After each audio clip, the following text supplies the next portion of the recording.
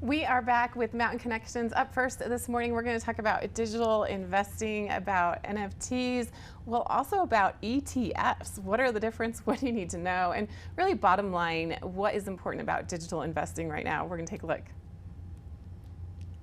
The digital economy is here, and it's changing our lives, from how we work, travel, learn, shop, monitor our health, even drive our cars. It's big business. So how can we take advantage of these game-changing technologies in our investments and savings for the future? Well, it's especially challenging if you are like most of us, just too busy to do all the research. Well, one possible way is through exchange-traded funds, or ETFs. Joining us is an expert on all things ETFs, David LaValle, Global Head of ETFs at Grayscale Investments, the world's first and largest digital currency asset manager. David, thanks for joining us today. How are you? I'm doing great. Thanks for having me. I appreciate it. Some analysts have described investing in ETFs as off the charts this past year.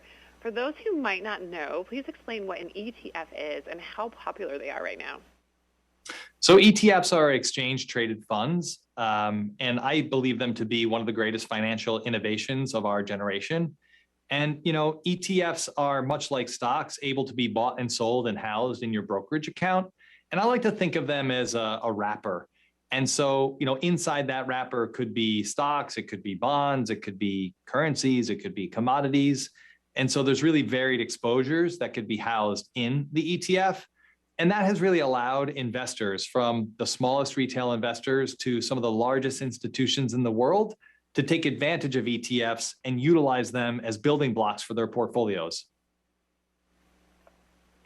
How safe are ETFs as investments compared to mutual funds and individual stocks, for example?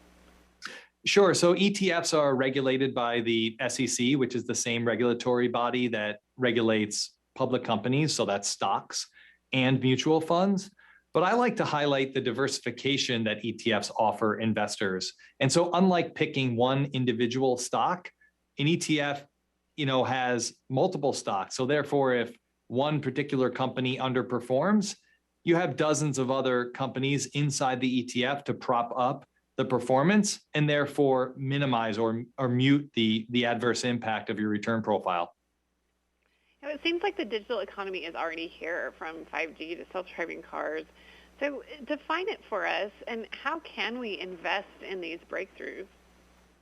Sure. So the digital economy is simply explained to be the cross-section of technology and finance, but we're really in the early stages, despite having some exposure to it already.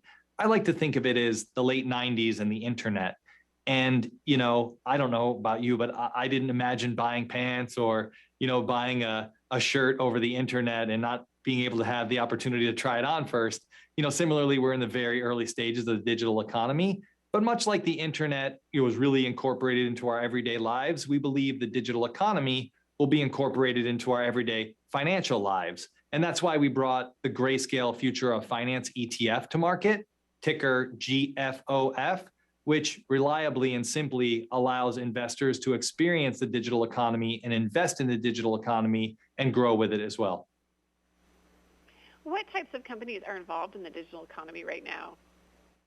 So there are certainly some names that would be recognized, like PayPal or Coinbase or Block, but there are certainly many more companies that are much smaller and had not yet become household in nature.